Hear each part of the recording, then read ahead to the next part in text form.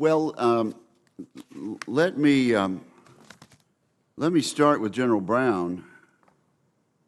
You're an Air Force ROTC graduate, are you not? That's correct. Congratulations. Thank you. Some Air Force ROTC graduates had less stellar careers than yours, but I'm glad to see a fellow ROTC reach the Chief of Staff of the Air Force. Where'd you do your pilot training? I didn't see that in the bio. Williams Air Force Base in Arizona. Great. We train pilots in Mississippi also. I've been to the base there in Mississippi. And I don't think we don't need to have any fewer training bases, do you think? No, Senator. All right, good. Well, look, glad to have you, and I want to be a real friend. Let me move on to Ambassador Braithwaite. Thank you for what you said about 355 ships, and I think you said that's the minimum. Yes, sir. You know, what we want to do is take this requirement that comes from the generals and the admirals and rely on the folks out there that tell us what the requirement is. There's word that there's another requirement maybe on some tables in the Pentagon that just haven't been published or haven't been supplied to us, and that the number would be substantially more than 355. What do you know about that, Ambassador?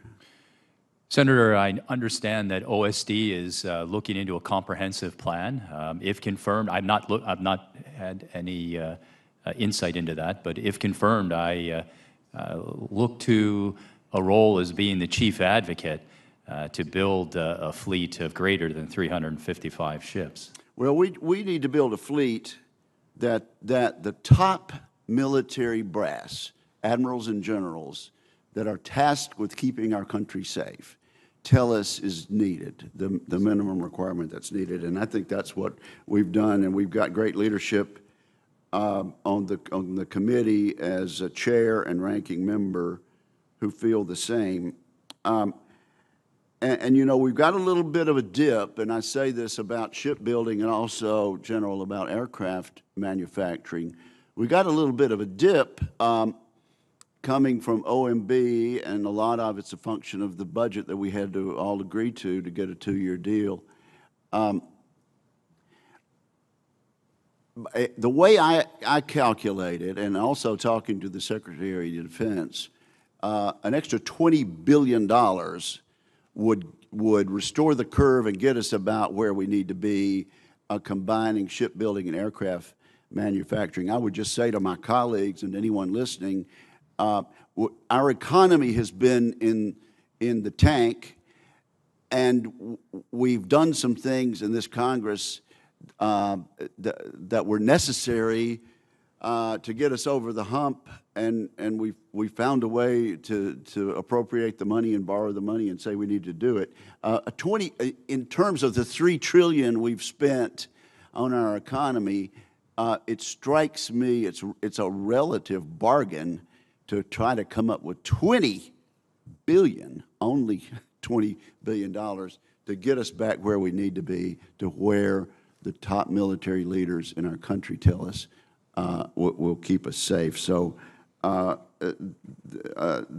would just say that I think the collective leadership in this town and in this building ought to help us come up with that. Now, there's also, Ambassador Braithwaite, there's getting more out of your money. And I asked Secretary Gertz about block buys and a strategy to acquire more amphibious ships in the most cost-effective manner. Do you agree with Secretary Gertz when he says that that block buys are a great strategy, and will you continue to support amphibious ship procurement as Secretary, Ambassador Braithwaite? Yes, sir, I do. As Senator King and I discussed the same thing at block buy, group purchasing. I'm a group purchasing healthcare executive. Block buy is a good deal.